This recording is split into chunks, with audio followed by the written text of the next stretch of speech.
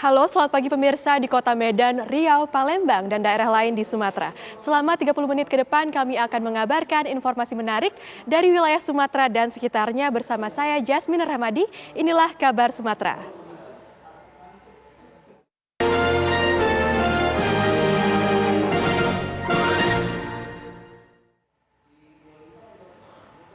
Pemirsa, satu unit truk ekspedisi menabrak pohon dan warung di pinggir jalan di Jalan Sisingamangaraja, Kota Rantau Prapat. Telah terjadi kecelakaan tepatnya di Jalan SM Raja. Diduga akibat supir mengantuk, truk ekspedisi yang mengangkut bahan material bangunan menabrak sebuah pohon dan sebuah warung es kelapa muda. Pasca kecelakaan, truk terbalik dan mengalami ringsek di bagian depan serta kaca depan pecah akibat menghantam sebuah pohon di pinggir jalan. Sementara pohon yang ditabrak mengalami tumbang dan warung es kelapa hancur. Untung saja warung tersebut masih tutup dan pemiliknya tidak berada di tempat.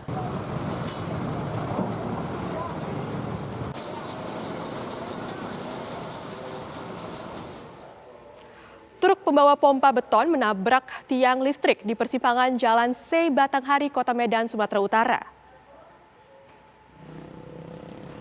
Truk diduga remblong. Truk datang dari arah Simpang C Sikambing menuju Jalan Sunggal. Sebelumnya truk yang melaju ini sudah diperingatkan oleh masyarakat sekitar, namun dikarenakan kondisi persimpangan dan lampu merah, supir pun banting setir dan menghantam tiang listrik beton yang ada di pinggir jalan. Akibatnya, 2 unit rumah semi permanen ikut tertimpa bongkahan beton tiang listrik yang tertabrak truk. Beruntung tidak ada korban jiwa peristiwa tersebut.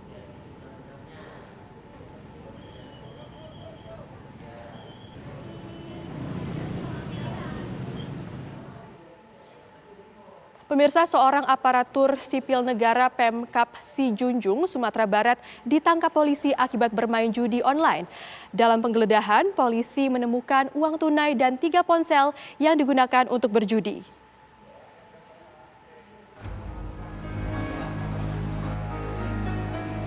Polres Sijunjung menangkap seorang oknum ASN Satpol PP yang sedang bermain judi online. Dalam penggeledahan, polisi menemukan uang tunai dan 3 ponsel yang digunakan untuk berjudi. Kepada polisi, pelaku MC mengaku sudah berjudi secara online sejak 5 bulan lalu.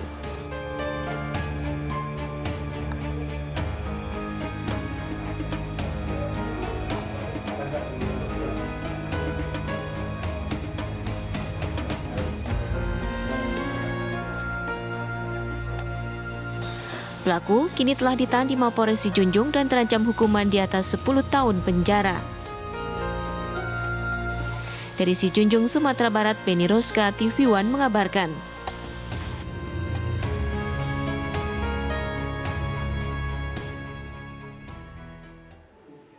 Pemirsa, seorang jambret diringkus polisi di Batam, Kepulauan Riau. Pelaku kerap beraksi di kawasan Nagoya.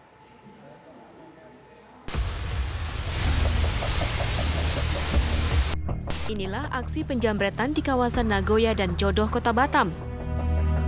Dalam rekaman CCTV terlihat seorang wanita sedang berjalan santai. Kemudian, seorang pengendara motor mendekat dan menarik kalung emas di leher wanita tersebut. Berdasarkan rekaman CCTV, pelaku tertangkap. Pelaku Bogan ternyata residivis kasus serupa dan telah beraksi 20 kali. Sasaran pelaku, para wanita. Pelaku jambret ini yang sudah melakukan aksi jambretnya di 20 TKP. Kemudian yang di Polsek kita terdapat 4 LP.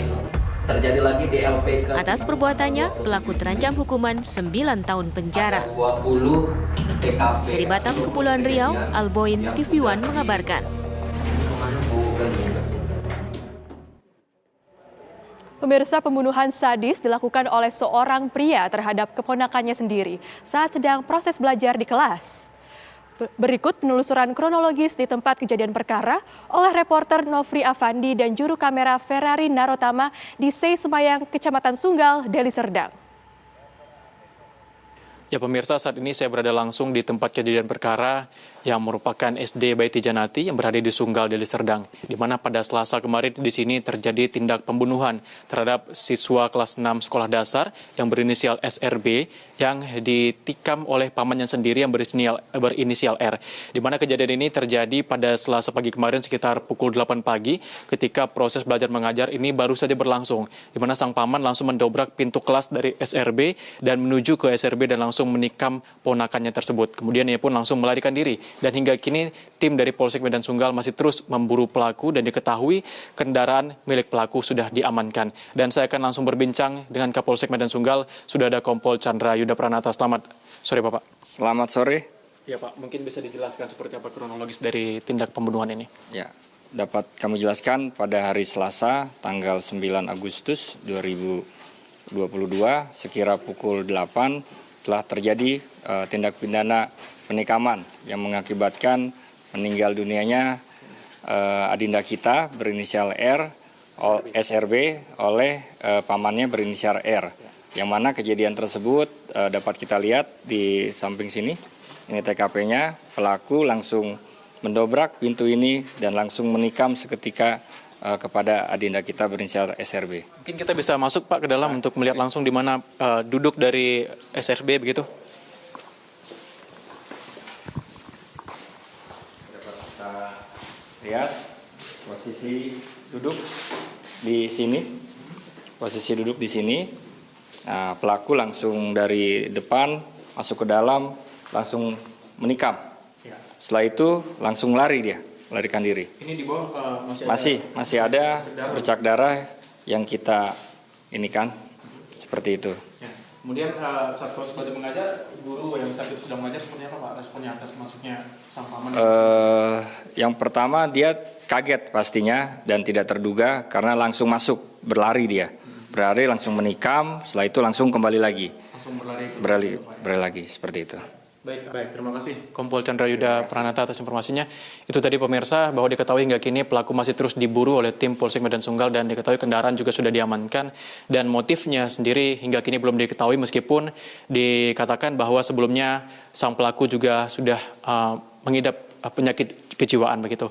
Demikian dari Medan Sumatera Utara, Nofri Afandi, Ferrari Naurutama, TV One mengabarkan. Pemirsa, Kabar Sumatera masih akan hadir usai jeda. Tetap bersama kami.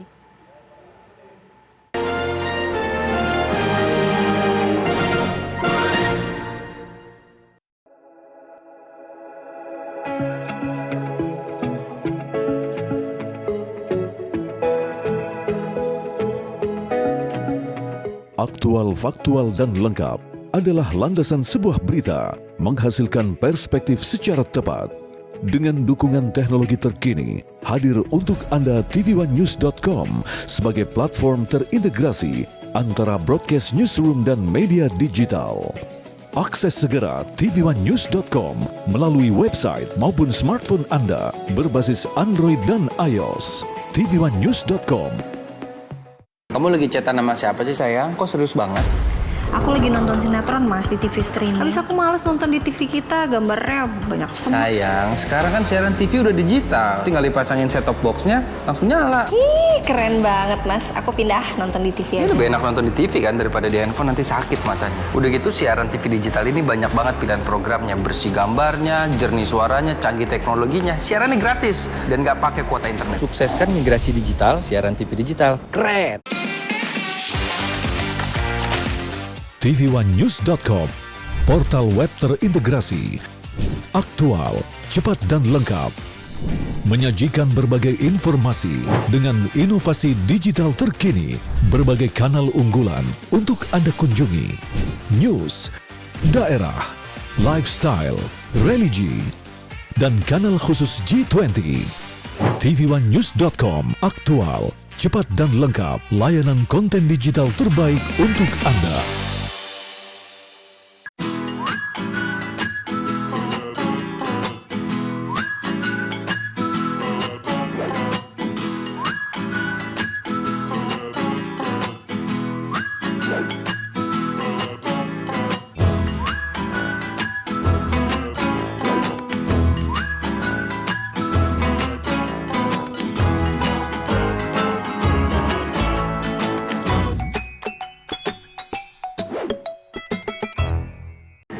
bikin aku kesel terus.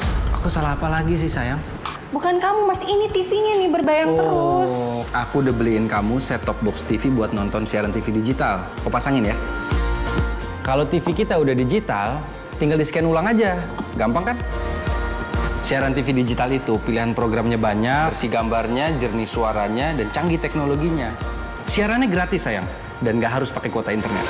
Sukseskan migrasi digital, siaran TV digital. Keren!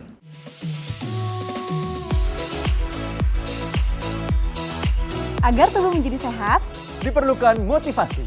Saksikan Hidup Sehat dan Hidup Sehat Plus Setiap Senin sampai Jumat. pukul 9 pagi. Hanya di TV One.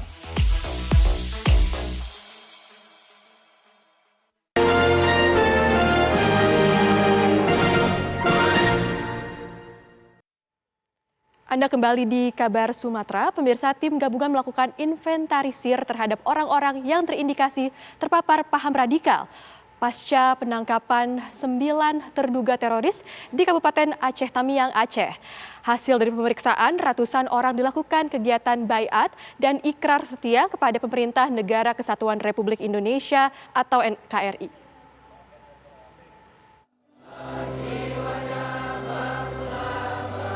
Sebanyak 530 orang yang terindikasi terpapar paham radikal atau ideologi Jamaah Islamiyah atau JI di Kabupaten Aceh Tamiang, Aceh mengikuti baiat dan ikrar setia kepada pemerintahan Negara Kesatuan Republik Indonesia atau NKRI. Kegiatan ini dilakukan untuk mengembalikan paham ideologi Pancasila. Mereka yang sempat bergabung dengan kelompok JI ini berasal dari 3 kecamatan, yakni Kecamatan Karangbaru, Kecamatan Rantau, dan Kecamatan Kejuruan Muda Kurang. Anggota JI ini terdiri dari masyarakat umum, santri, dan guru pesantren. Sebelumnya, Densus 88 Mabes Polri menangkap 9 terduga teroris di Kabupaten Aceh Tamiang. Kurang lebih ada 400 sampai 500 warga dari 3 kecamatan, Rantau, Karangbaru, dan mereka itu terkontaminasi atau saat ini masyarakat kita kan mengikuti pengajian-pengajian. Kita kan belum mengetahui secara dalam apakah masyarakat kita sudah terkontaminasi secara langsung atau tidak. Namun hari ini upaya dari pemerintah daerah, upaya kita semua adalah mencabut baiat mereka. Mereka sudah dibaiat atau belum, hari ini mereka harus mendeklarasikan mereka kembali kepada NKRI. Itu yang paling penting dan menyelamatkan generasi muda kita. Harapan besar saya kepada pemerintah kita hari ini dengan adanya pencabutan baiat Jamaah Islamiyah yang telah berkembang di Aceh Tamiang. Harapan besar tentunya menghapuskan image di masyarakat bahwa Aceh Tamiang saat ini bukan kampung teroris, apalagi pesantren. Kita meyakini bahwa pesantren itu merupakan sarana transfer ilmu. Ini hanya oknum yang mengatasnamakan agama, dan kami tentunya berharap kepada kita semua ini harus terselesaikan dengan baik. Karena mereka sudah kembali kepada NKRI, tentunya pembinaan kepada masyarakat harus kita lanjutkan. Pengembalian sumpah ini berlangsung di Gedung Utama Paripurna DPRK Aceh Tamiang. Acara turut dihadiri Forkopimda Aceh Tamiang, Direktur Pencegahan Densus 88 Mabes Polri, Kesbangpol Aceh. Dari Aceh Tamiang, Aceh, Ilham Zulfikar, TV One mengabarkan. Pemirsa, kelangkaan BBM jenis Pertamax, Pertalite, dan solar terjadi di Musi Banyuasin, Sumatera Selatan. Pasokan BBM habis hingga berhari-hari. Ketika pasokan baru datang, langsung terjadi antrean panjang konsumen di SPBU.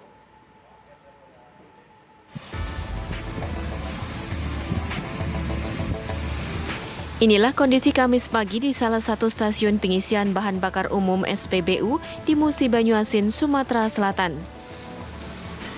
Konsumen antri membeli BBM jenis Pertalite dan juga Pertamax. Pasokan 2 jenis BBM tersebut baru saja tiba di SPBU ini.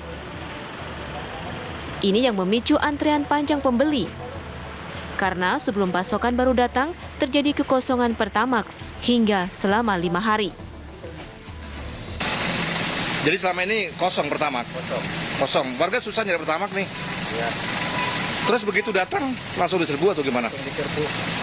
Oleh warga? Oleh warga, oleh mahasiswa. Ini nggak lama habis nih, berapa jam nih habisnya nih? Paling 1 hari habis dia. Jadi nggak ada lagi habis itu ya? Nggak ada lagi. Nah terus kemudian kelangkaan Pertamax itu udah berapa lama? 5 hari. 5 hari nih? Iya. Baru ini baru ada dia. Baru ada ya? Iya. Kemudian kendalanya apa sih Pak? Akses jalan dia. Karena akses jalan rusak, mungkin itulah kendalanya dia. Selain Pertalite dan Pertamax, BBM jenis solar juga terganggu pasokannya ke sejumlah SPBU di kabupaten ini. Dari Musi Banyuasin, Sumatera Selatan, Puja Kusuma, TV One mengabarkan. Pemirsa, kelangkaan BBM jenis solar bersubsidi atau biosolar terjadi di sejumlah SPBU di Kabupaten Pringsewu, Lampung. Pasokan 8.000 liter langsung habis dalam beberapa jam, tanpa ada kepastian kapan pasokan berikutnya tiba.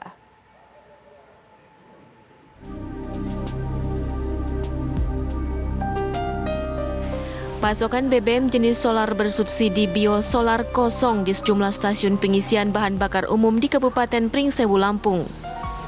Menurut pihak SPBU, terakhir Pertamina hanya memasok 8.000 liter solar bersubsidi yang langsung habis dibeli konsumen dalam beberapa jam saja.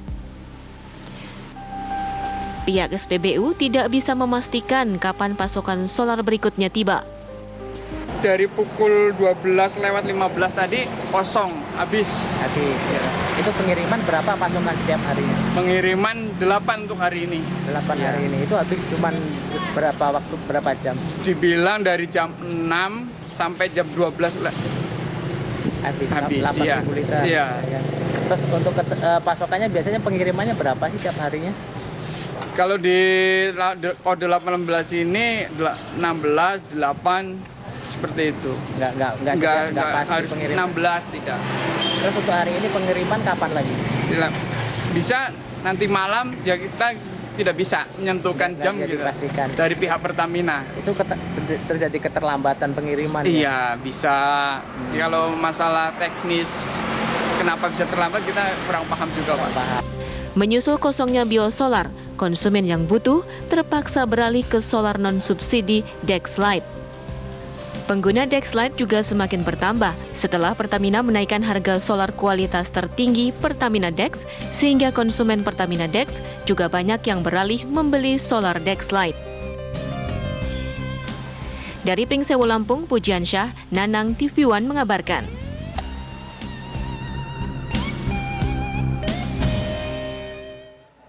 Konsumsi BBM bersubsidi jenis Pertalite melampaui angka yang ditetapkan APBN.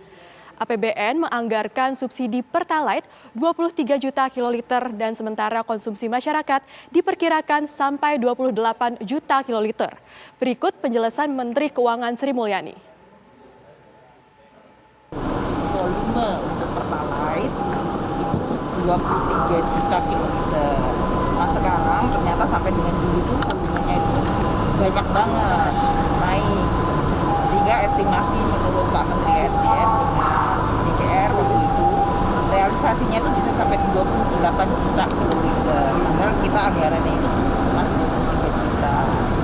Ini kan berarti akan ada tambahan di atas 502 triliun yang sudah kita sampaikan. Belum harga minyaknya sendiri yang kita asumsikan di dalam APBN kan basisnya $100. Kemarin kan sempat ada pernah 120, jadi ini juga akan menambah. Jadi ini subsidi bergerak terus nih, karena harga kan bergerak terus, naik volume maupun harga. Jadi tentu saya berharap Pertamina untuk betul-betul mengendalikan volumenya, jadi supaya APBN itu tidak terpukul oleh 3 hal. Dari sisi subsidi ini ya, volumenya naik di atas yang tadinya dikuotakan, dijatahkan, harganya lebih tinggi dari yang sudah kita estimasikan, terus nilai tukar. Pemirsa, kabar Sumatera akan kembali hadir usai jeda.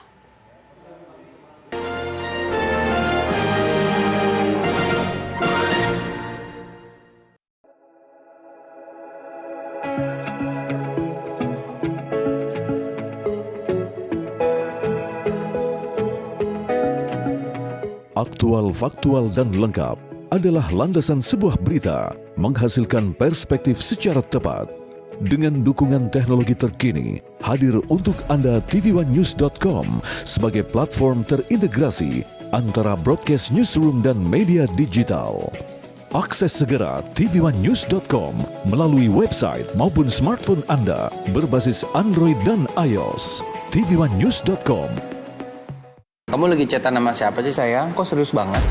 Aku lagi nonton sinetron mas di TV streaming. Habis aku males nonton di TV kita, gambarnya banyak semut. Sayang, sekarang kan siaran TV udah digital. Tinggal dipasangin set-top box-nya, langsung nyala. Ih, keren banget mas. Aku pindah nonton di TV aja. Lebih enak nonton di TV kan daripada di handphone, nanti sakit matanya. Udah gitu siaran TV digital ini banyak banget pilihan programnya. Bersih gambarnya, jernih suaranya, canggih teknologinya. Siarannya gratis dan nggak pakai kuota internet. Sukseskan migrasi digital, siaran TV digital. Keren!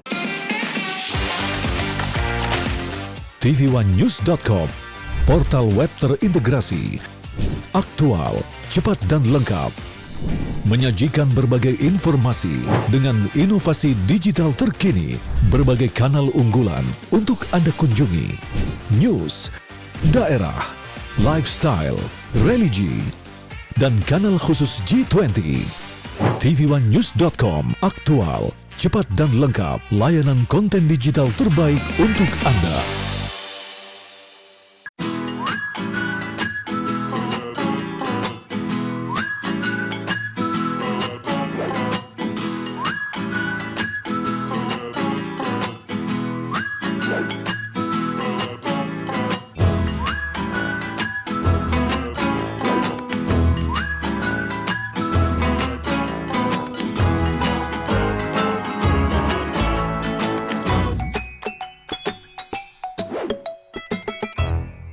Puas kamu bikin aku kesel terus. Aku salah apa lagi sih sayang? Bukan kamu mas, ini TV-nya nih berbayang terus. Oh, aku udah beliin kamu set-top box TV buat nonton siaran TV digital. Kau pasangin ya. Kalau TV kita udah digital, tinggal di-scan ulang aja. Gampang kan?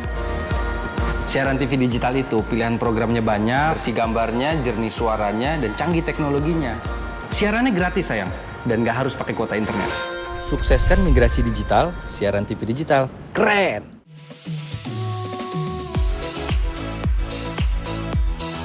Agar tubuh menjadi sehat, diperlukan motivasi. Saksikan Hidup Sehat dan Hidup Sehat Plus Setiap Senin sampai Jumat. pukul 9 pagi. Hanya di TV One.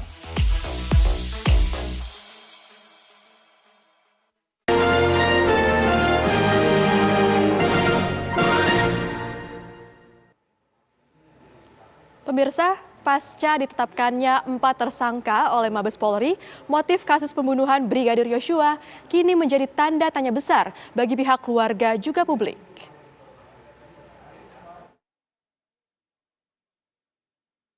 Setelah ditetapkannya 4 tersangka atas kasus pembunuhan Brigadir Yosua Huta Barat yang juga menyeret nama mantan Kadif Propam Irjen Pol Verdi Sambo, motif kasus pembunuhan ini menjadi pertanyaan besar bagi pihak keluarga dan masyarakat luas.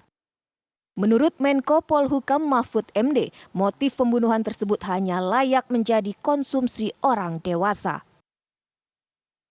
Yang penting sekarang telurnya itu udah pecah dulu.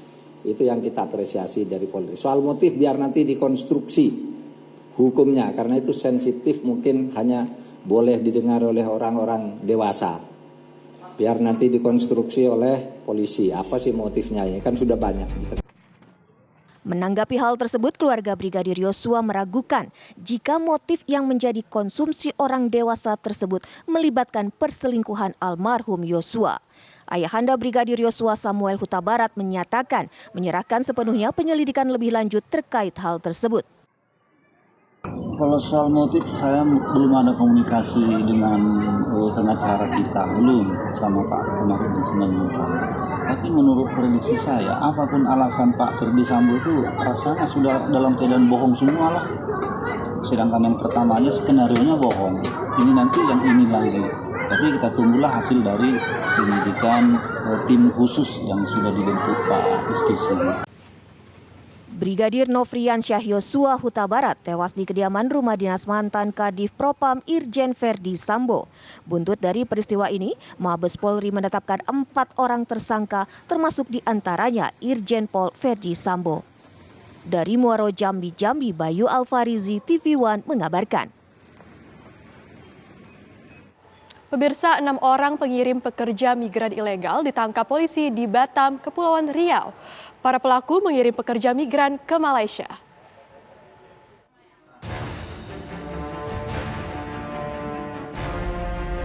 Enam orang pengirim pekerja migran ke Malaysia diringkus polisi di lokasi berbeda di Batam, Kepulauan Riau. Mereka memiliki peran mulai dari merekrut, membawa ke penampungan di Batam hingga memberangkatkan ke Malaysia. Kasus ini terungkap setelah seorang korban melapor ke polisi. Korban mengaku membayar sebesar 15 juta rupiah agar bisa diberangkatkan ke Malaysia. Memberangkatkan PMI sesuai dengan prosedur yang ada. Jangan coba-coba atau bermain-main dengan nyawa manusia, memberangkatkan mereka dengan cara ilegal. Sampai di sana ada masalah atau apa, dapat dipertanggungjawabkan di kemudian hari. Dalam pemeriksaan terungkap, para pelaku mengirim pekerja migran secara ilegal 5 hingga 15 orang per hari. Dari Batam, Kepulauan Riau, Alboin TV One mengabarkan.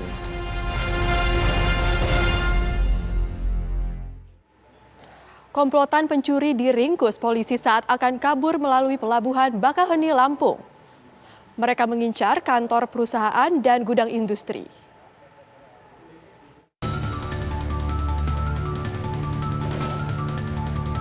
Menggunakan mobil ini, komplotan pencuri berkeliling Bandar Lampung mencari sasaran lalu mempelajari lokasi dan situasi.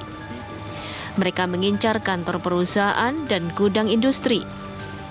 3 dari 5 pelaku ditangkap di Pelabuhan Bakauheni, Lampung saat akan kabur ke Tangerang, Banten. Di dalam mobil, polisi mendapati 4 laptop, 3 bungkus plastik berisi uang, serta puluhan lembar mata uang asing. Semuanya barang curian. Menggunakan kendaraan sewaan dari Tangerang, keliling di Bandar Lampung, dan berhenti di PT PAL. Melihat situasi, kemudian mereka berlima naik pagar samping kiri PT PAL. Kemudian masuk melalui jendela, membuka jendela menggunakan obeng. Setelah masuk, kelima orang ini menggeledah ruangan-ruangan, membuka laci-laci. Para pelaku kini terancam hukuman 7 tahun penjara. Dari Bandar Lampung, Pujian Syah, TV One mengabarkan.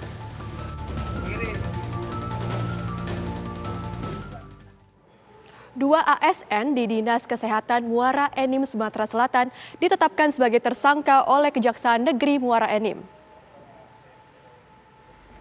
Keduanya diduga menggelapkan dana bantuan operasional kesehatan.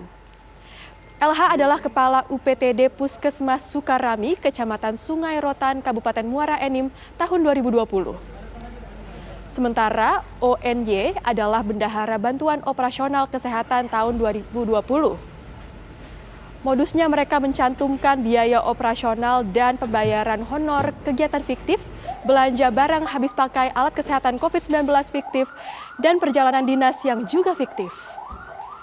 Kerugian negara diperkirakan lebih dari 400 juta dari total anggaran 620 juta rupiah.